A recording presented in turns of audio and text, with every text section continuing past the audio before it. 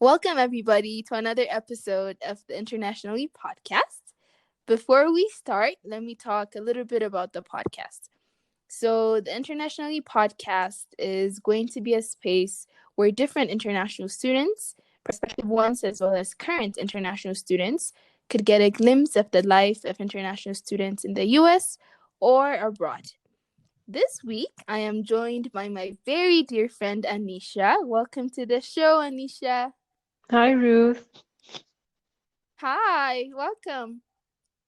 Thanks for having me.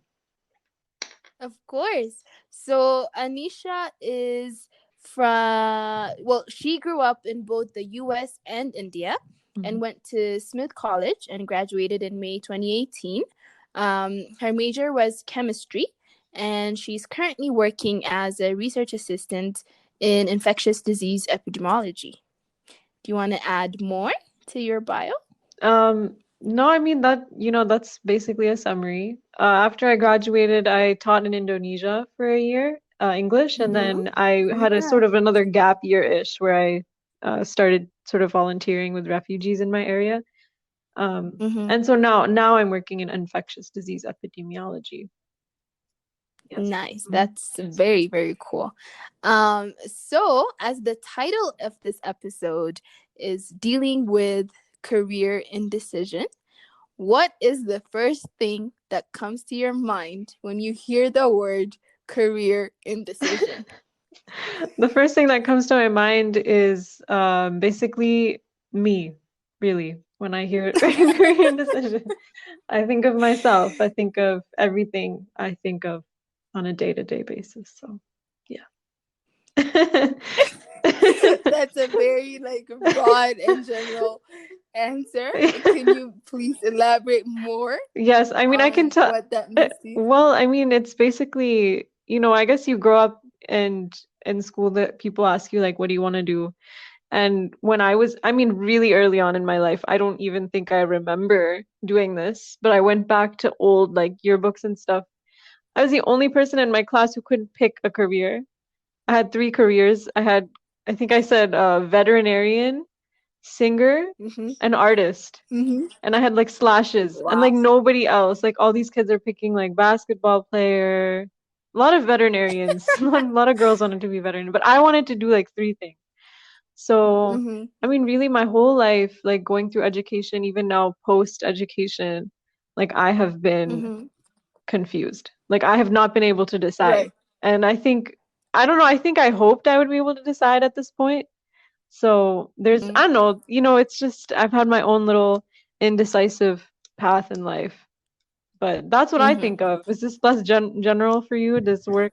Right. Yeah. Okay. Yes, that was a bit more specific. Okay, So good. thank you for that. For me personally, I think when I hear the word career indecision, Mhm. as you said, I think about my own personal experience first, obviously, but then also I think more of like having to decide between like which career paths to choose. But you're not making the decision yet. You're just in that kind of like, what are the process, and concept this decision, what is the advantages of choosing this career. And so you're kind of in the middle ground where you're like confused and overwhelmed and you don't know what career path best suits you. Mhm. So my follow-up question for you would be, as an international student, quote Mhm. unquote, Mhm. um, how did that influence you into like choosing whatever you chose? Did that Mhm. have any influence over your decisions? Can you please tell us that? Yeah, no, that's a good question because it has had a pretty big impact on what I've chosen to do and what I am doing now, and I think what I will continue to do. But so I grew up in the US and I was 12 when I moved to India. And I mean, at Mm-hmm. age 12, you're not really a person yet. So I think pre age 12, I like didn't really think about my career or anything. And when I moved to India, like the whole education system is super different from, Mm-hmm. whatever there exists in the US. And we have to pick really early, actually, in India, what we want to do. Oh. In as early as 10th grade, you have to decide. which stream you want to Mhm. take, like if you want to take the sciences or humanities or commerce. And I was not able to pick at that age. I was interested in English. I was Yeah. interested in like physics. I was interested in psychology, and you couldn't take those. You couldn't take all those classes Yeah. in 10th grade. So I had to really sort of silo myself at that point because I was in a different country in a different education system and chose Mhm. science because of a lot of pressure. I liked science, so it wasn't like I was, suffering, but there was a lot of pressure to do it because they were, Yeah. sort of the Mhm. societal like understanding that if you're smart, you do science, if you're really smart, you do science. Because Right. if you can do science, you can do Right. whatever you want afterwards. Um, and Mhm. so I was like, okay, well, I do like physics, I like biology, I like psychology, I'll do it. And I don't know, it's interesting because I think when you keep taking certain subjects in your life, you sort of start identifying with them. So I think that like early Mhm. decision to focus on science really shaped my identity as a like Mhm. person and in my education. And then when I moved back to the US for college, I I don't know, I was like I'm still a scientist. Even though I started even in college not really loving my lab classes, I was like, no, but I'm a Mhm. scientist, so I will continue with this. And then I don't know. And then after obviously graduating, I moved to Indonesia for a year, and part of being kind Mhm. of I guess I would consider myself international, but I also feel kind of rootless. And I think that rootlessness has Mhm. made it difficult for me to choose a career that would require me to stay somewhere. Um, I like, see. because you certain careers you do need to establish yourself in a certain area, and for me that's Mhm. hard. It's like, do I want to live in the U.S.? Do I want to live in a certain part of the U.S.? Do I want to go like live somewhere else? So I think when you have Yeah. those different lived experiences, it's challenging to figure out what your community is. And I think that also Mhm. that also really does affect the kind of career you want to have because ultimately, at least for me, a career is a way to give back to your community. And so if you don't like Mhm. know what your community is, how do you give back to it? Like how do you pick what to do? Yeah. That's very interesting. I think you went through like your whole life journey in a few a few minutes, but we will unpack most of what you talked about. But similarly though, like even for me, like growing up as a kid, as you said, like science was the field for like, smart people or Hmm. like people who excel. They usually chose science. Hmm. And I usually am someone who enjoyed like every single subject that Hmm. was taught to me. So I also was conflicted because I was like, I like sciences, I like arts, I like social sciences and humanities, but Hmm. thankfully so in Ethiopia also, as you mentioned earlier, you Hmm. have to choose like between natural sciences versus social science when you enter the 11th grade, so Hmm. like right after your sophomore year of high school. So I moved to the US right Hmm. before I had to make that decision. So I kind of think that saved me in a way from making like the wrong choice, Hmm. because even though like during my first year of college I was pre-med. Hmm. I don't know if you I think remember. I do. I This was is where taking you all met these. Bisma. I know this. Yes, In your yes. chemistry classes. So Yeah. yeah, exactly. So I was taking all these pre-med classes that I had no business being in, by the way. So I was taking all these classes, Yeah. and but then I decided to go in another direction, and then my sophomore year I decided to take other classes. But what I wanted to highlight was the fact that I guess like as an international student, I also discussed this in my second episode about expectations that we put on ourselves, from family members, or even Hmm. expectations that we put on ourselves, by ourselves.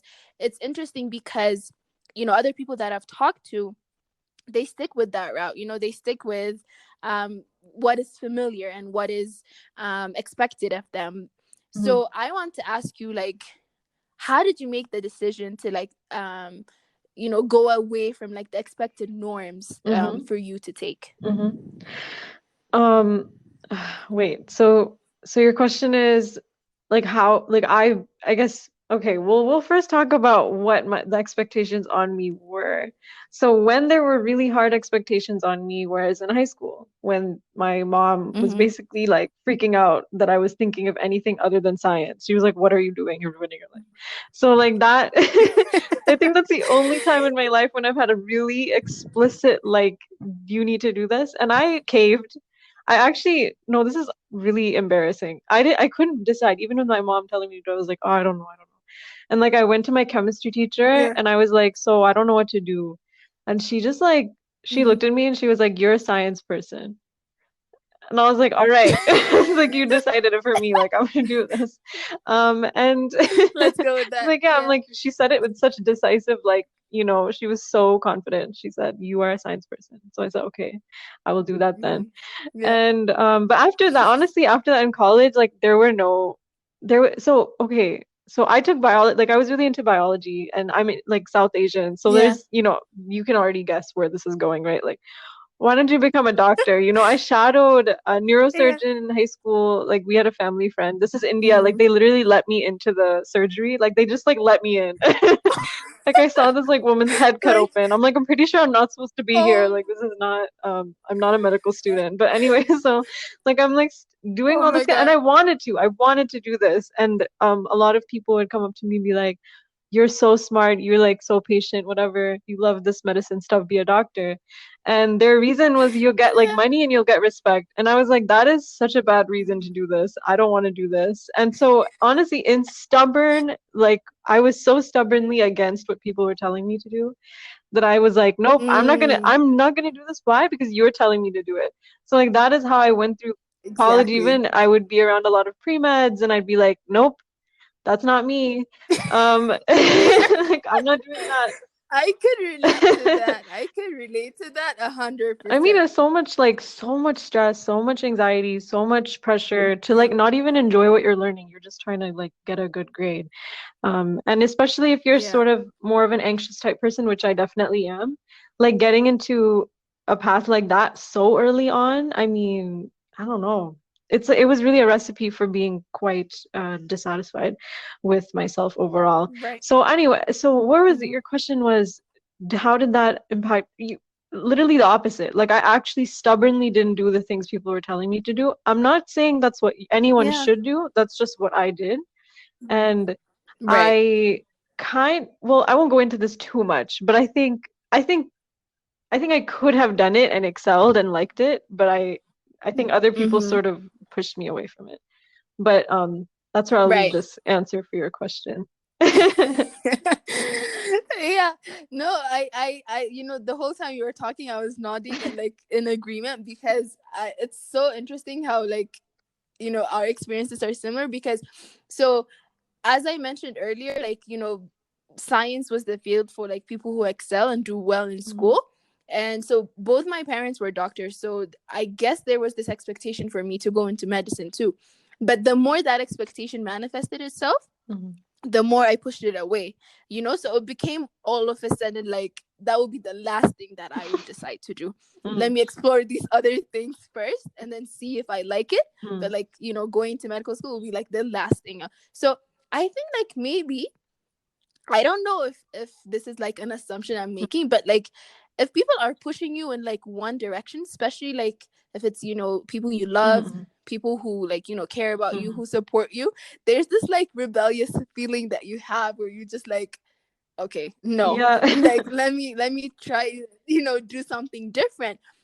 But I think like a lot of people don't nurture that feeling because they think like it's going against your family or like Mhm, you mhm, are being disobedient or whatever that may mhm, be.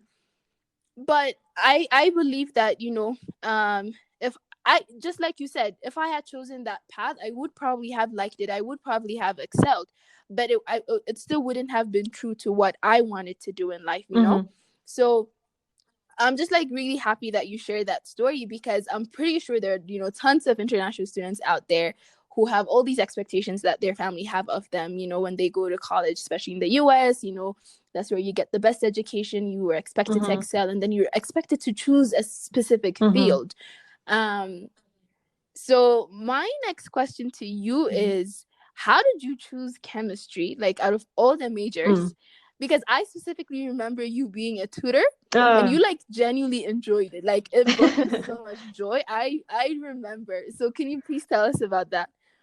yeah, I wish there was a really like such a nice, thoughtful answer to this question. I don't really have a thoughtful answer, but I will tell you it's a very, like all stories in my life, just ridiculous. So I came into college actually neuroscience major, because I was obsessed Mm-hmm. with like I loved learning about the human brain. Like I like psychology a lot. I was like, oh my God, neurons. Oh my God, so exciting. And I took my Mm-hmm. first neuroscience class, and I was like, okay, this is okay. I mean, intro classes are typically not that exciting, so it's hard Yeah. to judge like a subject based on an intro class. Anyway, so it wasn't that exciting, and Mm-hmm. then I realized I would have to take organic chemistry if I was to major in neuroscience. Now let me Mm-hmm. tell you, okay, how the story becomes so crazy. So I like didn't. I was like, I would never taking organic chemistry. I'm on my phone with my mom, like telling her, never taking organic chem, never. Because in high school in India, because I'd taken all these science classes, they'd made us take organic chemistry, and I was scarred. Like I Mm-hmm. hated it in high Oh school in my god. India. So I'm like, no, no, no, no way. I'm Mm-hmm. definitely not taking this here. Okay, so I dropped my neuroscience major. Then what am I doing? I'm like lost for like a whole summer. I'm just lost. I'm taking Portuguese. I Yeah. mean, I don't what am I doing? And then Yeah. I'm like hating my biology lab, like this research class I took, and I'm like, wow, I'm lost. And then I'm not even gonna try and go over how I end up in biology, but I end up in biology. There was just just pure love I have for it, and I was thinking of teaching, Right. and this is where the tutoring will come in a Mm. little bit. I wanted to be a tutor Mm-hmm. the very second I saw a tutor. Like the very second I saw a tutor, I was like, I want to do this job. And so I was like, I'm gonna tutor, I'm gonna do biology so I can teach biology, which is an interesting reason to pick something. Um, and in Mm-hmm. biology, I take chemistry because of, prerequisite, but I didn't need to take organic chemistry for biology at Smith, which is weird. And I mean, for Right. like non-Smith people listening to this, your college will have different requirements. But at Smith, didn't need to take. Anywho, let me fast track. So I take chemistry, and I'm like, wow, actually, I like the problem solving here more than I like the sort Mm-hmm. of biology kind of memorizing stuff in biology. And also, more people go to chemistry tutoring. Can you imagine? um this is this Wow. is one of the reasons I pick it, because I'm like, I want to actually tutor people who need help, not just biology where one girl Mm-hmm. would come in every weekend because she was sleeping in class. So I'm thinking, I want to Anisha. like I want to actually Yeah. be a tutor. I actually want to, like, and I like chemistry, why not? And here's what Right. solidified chemistry for me, and it was the people. That's it. It was the professors. It was the like Mm. quality of education we were getting in that department, and it was the Right. amount of tutoring I got to do, the amount of mentoring that I got to do through that department Mm. is what made me really enjoy doing it. Not Right. really what you would think might have drawn me to the subject. It was just the Mm-hmm. people. Had I gone to a different school, I might not have majored in chemistry. I think I might have done something else. So I guess that's what happens when Right. you don't, like, I'm interested in so many things. Now, why did I go back to organic Right. chemistry? That's a mystery. Honestly, I don't know. I took it,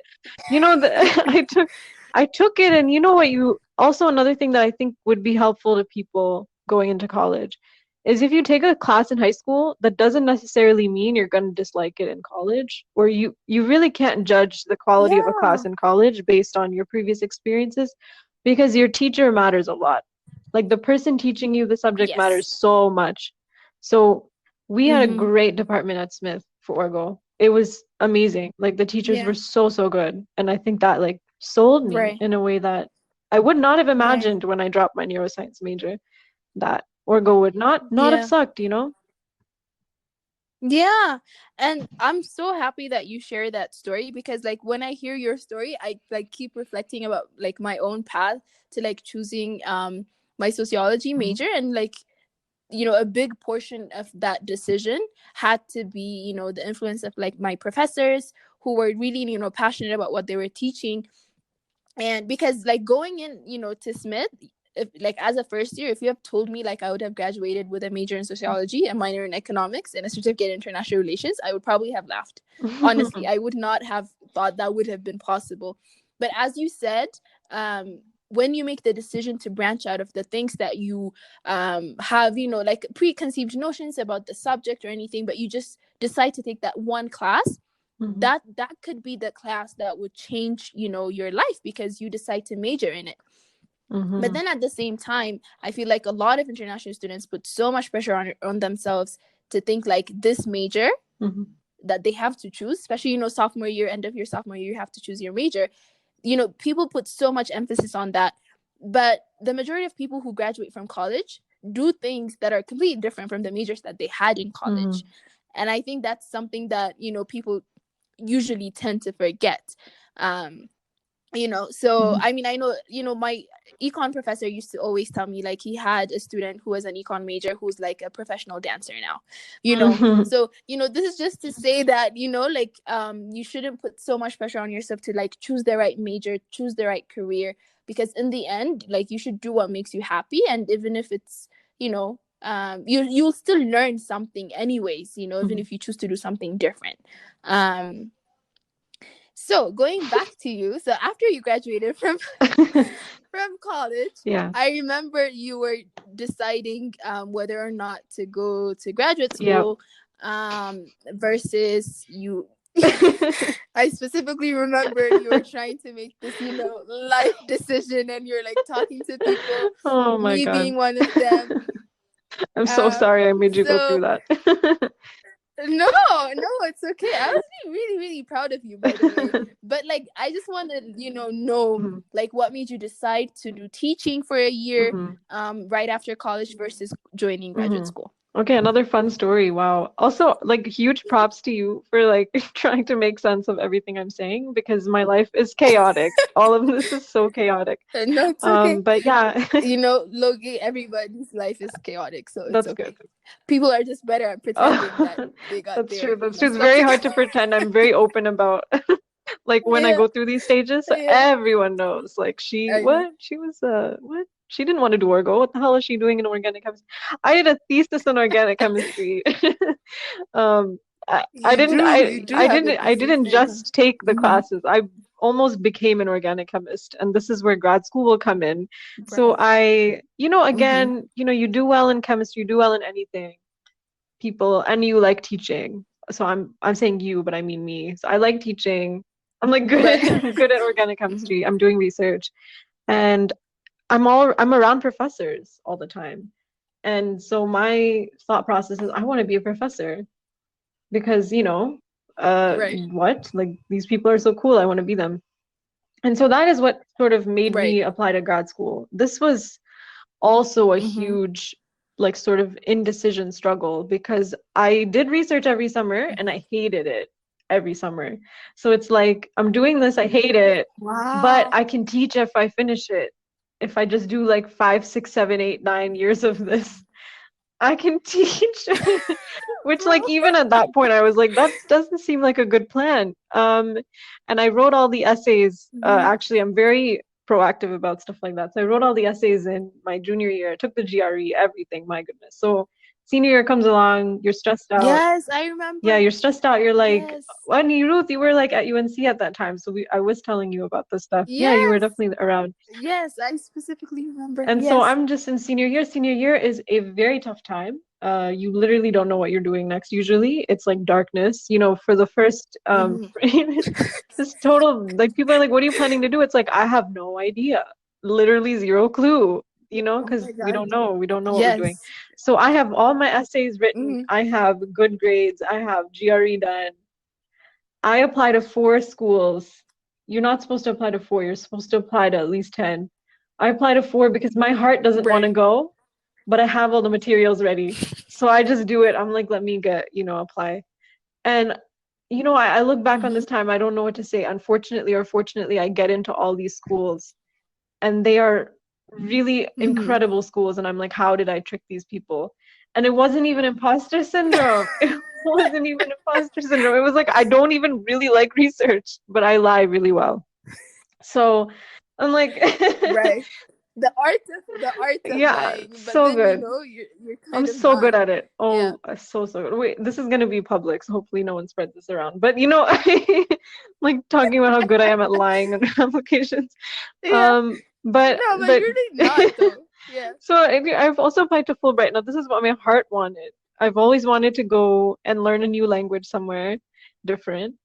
I love learning about cultures. I was considering an anthropology major. I was considering every major, but I also considered an Great. anthropology major because I love like learning about different cultures. And I love teaching. And so Fulbright teaching fellowship felt like such a great option.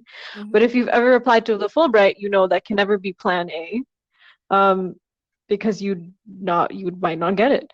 And so I Right. end up getting that too. It's a Um, very what can you tell us what the Fulbright Fellowship is for those of us who don't know? So the Fulbright Fellowship is a the State Department, so government funded fellowship to go for an academic year, usually either to teach or to do research, or you can also go and study somewhere else in another country. Mm-hmm. And essentially, it's kind of a diplomacy program. You are being sent as an American citizen to another country so that you can like I guess, spread the knowledge of what it's like to be an American person in another country. It's interesting. So that's a Mm-hmm. whole other conversation. What is a Fulbright Right. Fellowship? But hey, it's kind of prestigious, and if you get it, people think you're really impressive and stuff.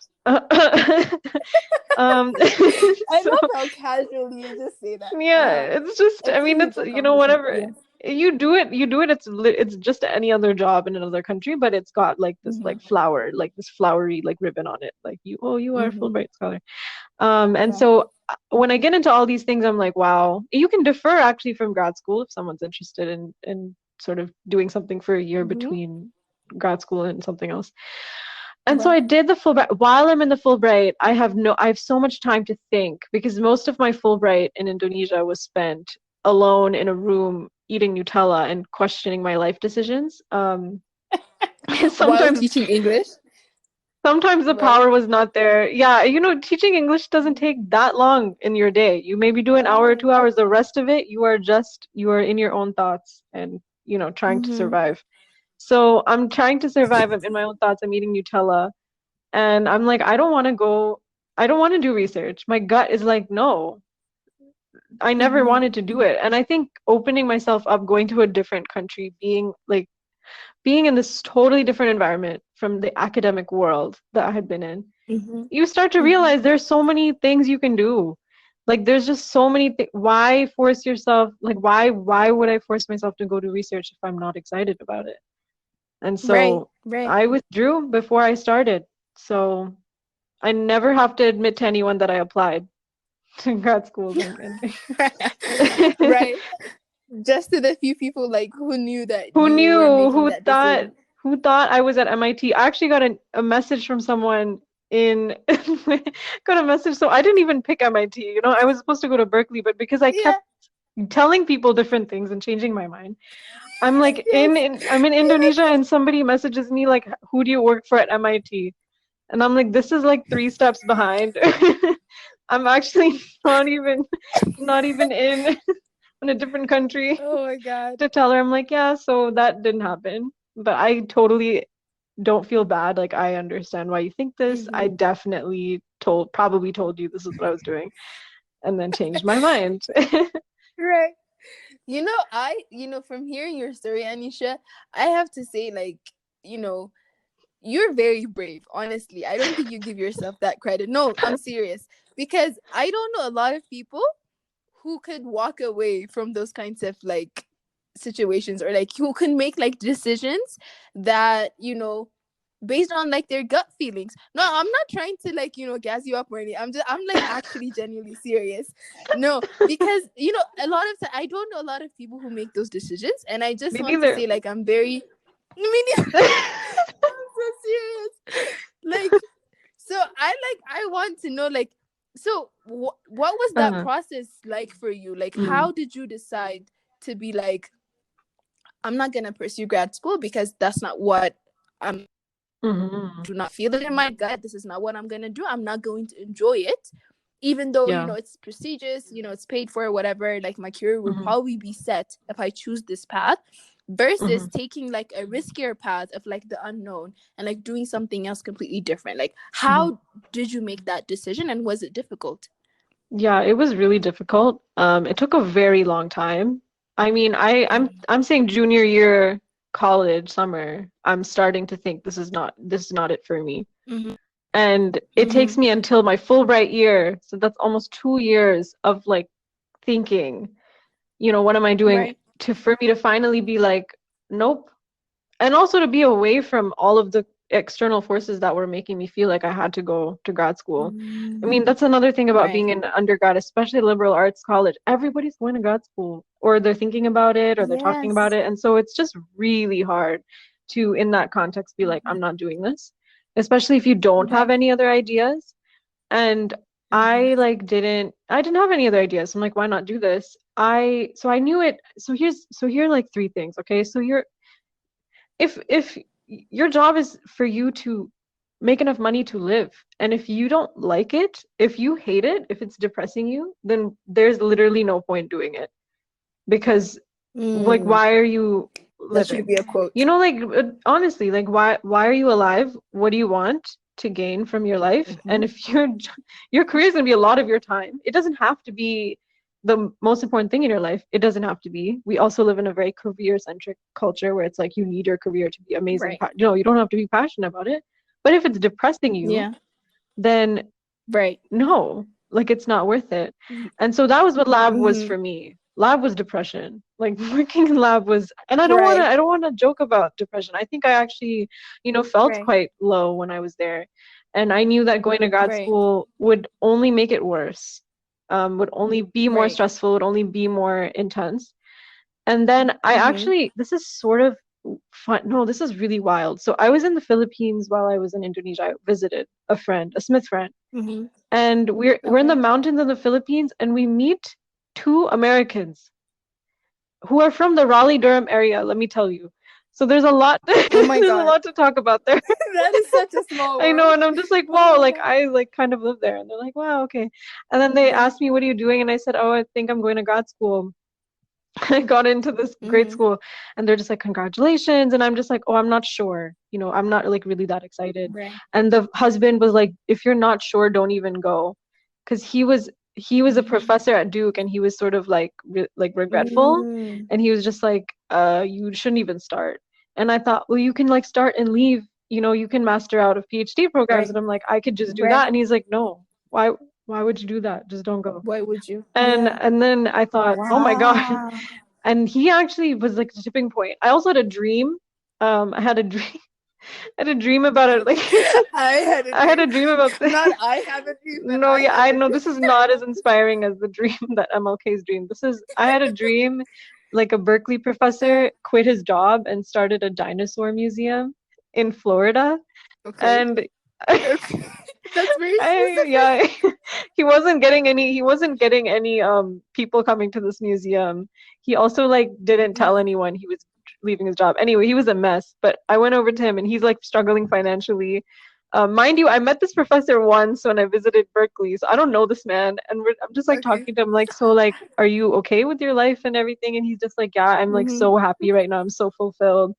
And I feel like Mm-hmm. that dream was a manifestation of my fears, like you're leaving, Mm. he was financially struggling, he was. And I think that's what draws us to Mm-hmm. certain careers when we're younger is like, oh, I want to be like financially secure, Yeah. and that like really drives us. And he's not Mm-hmm. financially secure. Nobody's coming to his museum in Florida that he started. That's actually very funny. Yeah. Okay, but also this is another funny addition. So I knew someone who knew him, this real human professor, and I told her the dream. And her boyfriend works with him. Right. So apparently her boyfriend was supposed to tell him about this dream. I don't know if it ever happened, but he might know that I Okay. had this dream about him starting a dinosaur museum. Wow. That's just random. That Wow. had nothing to do with the point of your question. No, it actually has a lot to do because no, honestly, if you see a dream of like someone else, making a similar life choice as you, and then some people learn from other people's mistakes and experiences, and I think that's what Mhm. you took. And you were like, I'm not gonna repeat the mistake that other people made, which I think is very interesting because even for me, when I think about my own life, and how I decided to like choose like a different path than what was like expected of me, Mhm. I think in the end, whenever you do something that makes you happy, it pays off, because you're not going to be miserable the whole time. You're going to have yourself to thank, because Mhm. you're doing something that you like. And even for me, like after graduation, like I had the option of like staying in the US versus like going back home, which I'll do like another episode about this, like Mm. the politics of like going back to your home country after graduation. But I just wanted to say, like, that also wasn't an easy decision, but there's a risk involved in every decision that you make. And Mhm. I think, like, you don't have to be like logical. Sometimes you don't, because if you're logical, you choose something that's stable, as you said, like Mhm. financially stable, career wise, you're all set and whatever. But then in the end, like, why would you do that if you're not enjoying it, if you're like miserable? Mhm. And as you mentioned, like, what's the point? um so, as we are wrapping our conversation, I just want to ask you one last question, which is, what advice do you have for prospective international students, for current international students who are like really stressing out right now, trying to Mhm. decide which major to pursue, what careers they want to have? Yeah, just Mhm. what advice do you have for those who are dealing with the topic of career indecision? Mm. Well, first of all, I would say that I am now 20, almost 25. I'm how many years have I been out of college? 3. 3 years out of college, Mhm. and I still don't really Mhm. know what I'm doing. So this is advice that I would give myself if I could go back to when I was 18, 19, when I was really stressing out Mhm. and had no idea what was coming. I would say do really truly just do things that you're excited about. Um, don't try and chase stability at such a young age. You're Mhm. you're young. You don't know where your life will go. You don't know what the world will bring. Some things are stable now, unstable in the future. It's not enough Mhm. reason, I would say. If stability is something you really Right. want, it's not a bad thing to try and attain that, but you don't have to worry about that while you're a student necessarily. And also, Mhm. don't go online. Don't read Reddit posts. Don't go look in like Mhm. US Labor Institute, whatever that website is. You look Yeah, at the unemployment don't even do percentages. that, because if you love something, if you're passionate about something, like you will be fine. Like you will make a way through. And also one opportunity will lead to the next, to the next, to the next. And if you're following Mhm. something that is exciting to you and you're good at Yeah. it and you love it, then you're gonna find those opportunities. You're gonna like make your life interesting. Don't be afraid to make Yeah. mistakes. You can decide to go to grad school and realize this is not for me. You could, Mhm. 5, 10 years down the line, be like, I should have been pre-med. Now I want to do it. Like you can always pick the Right. thing that is exciting to you. Life is, you're gonna grow, you're gonna learn no matter what you're doing. So, I mean, there's Right. no like problems if you're not sure what you want to do. I know all this and I'm Mhm. still lost and you'll still feel lost. So don't worry about being confused. All your friends will be confused Mhm. and stressed out. And so you can just talk Mhm. to me and make community and talk to people who are older than you sometimes, get out of the bubble of being around. Mhm. Oh my God, definitely stop talking to your own college age friends about careers. They don't know anything. They don't know anything. You don't know anything. Go talk to go talk to older people. Go Yes. talk to people who know what they're doing, Mhm. and then just Yes. have fun, because college is so much more than just figuring out what to do in your life. My goodness, don't waste your time too much on that Yes. either. Anyway, I could go on, but hopefully that was helpful. It was kind of messy, but Yes. that's the Anisha experience is a little It's messy. it's on theme. Yes. Honestly, I think I would second everything that you said. The only thing I would just add is that I think some people would think like there is some level of like privilege associated with like choosing whatever you want Mhm. to do in college, or like, but even if you don't think you have that privilege to choose something other than what is expected of you, Mhm. I believe that at the end of the day, you're going to be successful in whatever that makes if you do something that makes you happy, Mhm. because you cannot be successful at something Mhm. that you are miserable at. Like, that's not gonna happen. It doesn't work that way. No. So if your goal is to be successful at something, it might as well be something that you're enjoying. Yeah. So for those of for those of us who think like, oh, I don't have the privilege of like choosing what I want to do in life.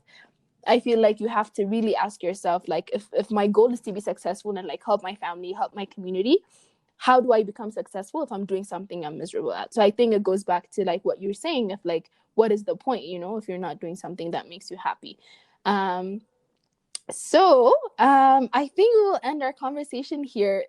Thank you so much, Anisha, for your wonderful words of wisdom and for sharing with us your life story. Honestly, I was very mesmerized, and I'm so like no, seriously, a lot of the things that I've forgotten about, like they came back, and I'm very thankful for you and for being open to share your experience with me. No, thank you so much, Ruth. This is really exciting. And I'm sure that even you didn't know maybe when you were in college that you'd be doing this podcast and your life would look the way it looks. And Yes, so sometimes indecision exactly. is a really nice thing.